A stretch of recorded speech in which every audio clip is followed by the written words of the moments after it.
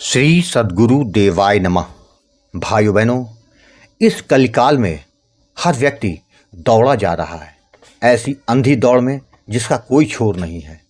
जीव की मंजिल क्या है वह नहीं मालूम, लेकिन दौड़ा जा रहा है, जिसका परिणाम यह होता है कि कब जाने का समय आ जाता है और सब कुछ छोड़कर जीव आगे की यात्रा पर चला जाता है।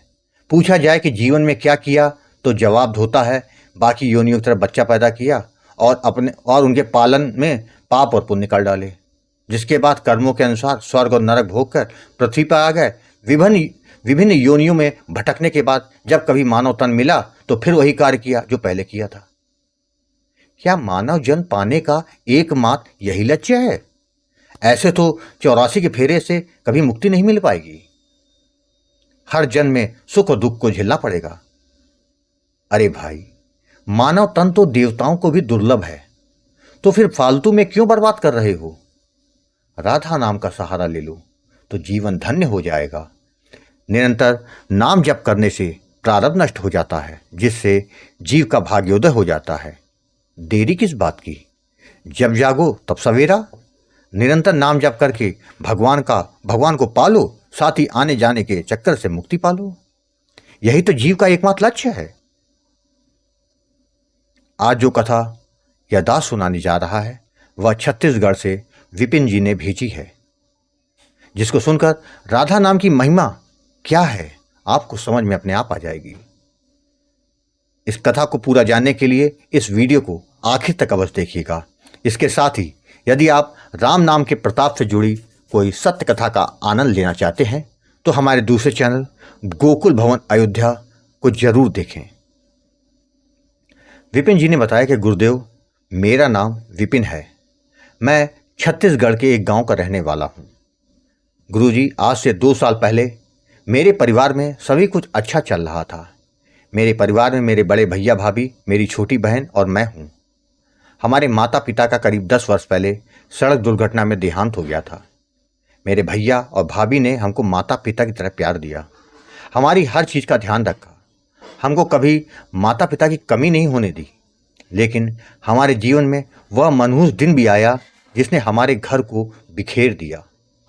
हमारे पड़ोस के रहने वाले हमारे पट्टीदारों का जमीन पर कब्जे को लेकर काफ़ी समय से विवाद चल रहा था। यह मामला कोर्ट में है। उसके बावजूद भी वह अपनी दबंगई दिखाने कई बार परिवार के साथ हम लोगों पर हमला कर देते हैं, जिसकी रिपोर्ट थाने में दर्ज कराने के बावजूद वह लोग पैसा खिला के हमेशा बच जाते हैं। एक दिन जब मेरे भैया और भाभी खेत में थे, दोपहर के समय जो नाली खेत पर पानी लाती थी उसको बंद कर दिया, जिससे भैया ने आपत्ति जताई तो उन लोगों ने मारपीट शुरू कर दी। उनकी तरफ से 4-5 लोग थे, जबकि इधर से मेरे केवल भैया और भाभी थे। जब वह भाभी को मार रहे थे तो कीचड़ में उनकी पत्नी का पाँव फिसल गया और खड़ा कुदाल उनकी छाती से घुस कर गले की तरफ निकल गया, जिससे रोना पीटना शुरू हो गया। जब तक अस्पताल में ले गए तब तक उनकी मृत्यु हो गई। उन लोगों ने मेरे भैया और भाभी के खिलाफ हत्या का मुकदमा दर्ज करवा दिया, जिसके कारण पुलिस उनको उठाकर ले गई। उन लोगों ने बहुत कहा कि उनका कोई हाथ नहीं, वो फिसल गई थी जिसके कारण यह हादसा हुआ, किंतु कौन सुनता है। उनको जेल भेज दिया गया।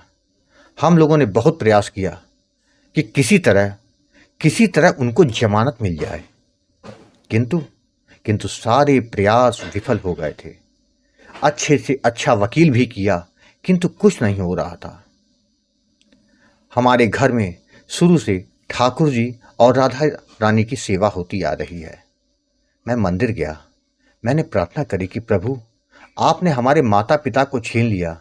हम कुछ नहीं बोले, उसको हादसा मानकर चुप हो गए, किंतु माता पिता के समान भाई और भाभी को हम नहीं खो सकते, वह भी बेगुनाह होकर भी।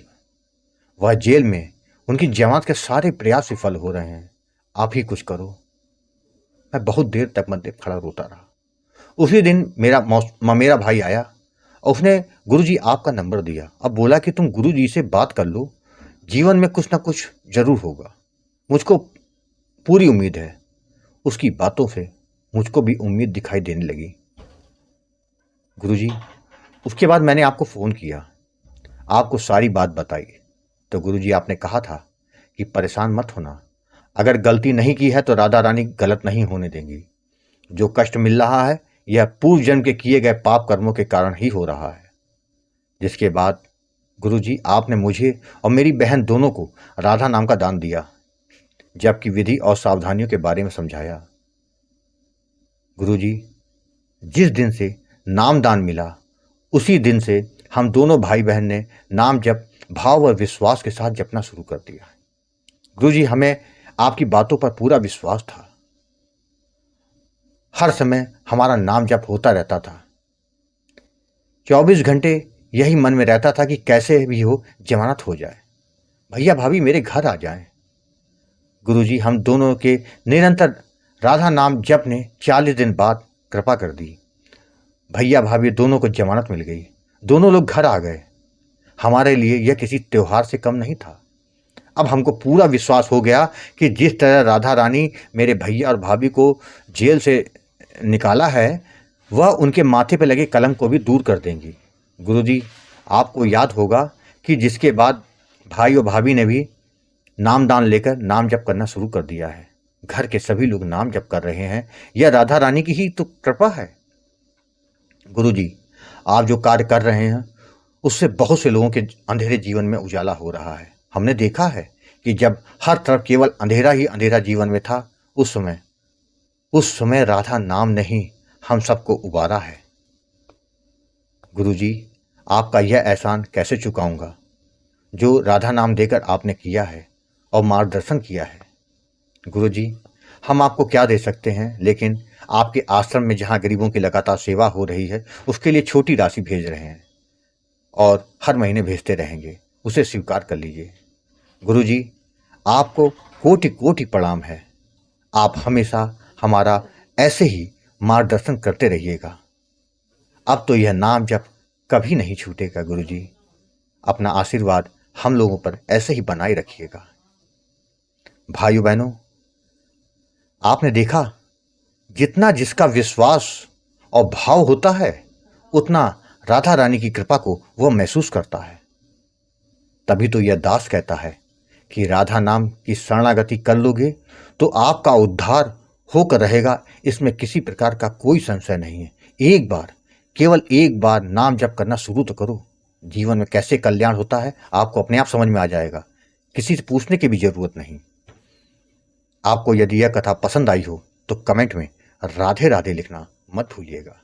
यदि आपके पास भी राधा नाम की महिमा, बांके बिहारी जी की कृपा और वृंदावन से जुड़ी कोई सत्य कथा हो तो उसको मेरे व्हाट्सएप या ईमेल पर भेज सकते हैं, जिस पर वीडियो बनाकर मैं अपने चैनल में अवश्य दिखाऊंगा। राधे राधे।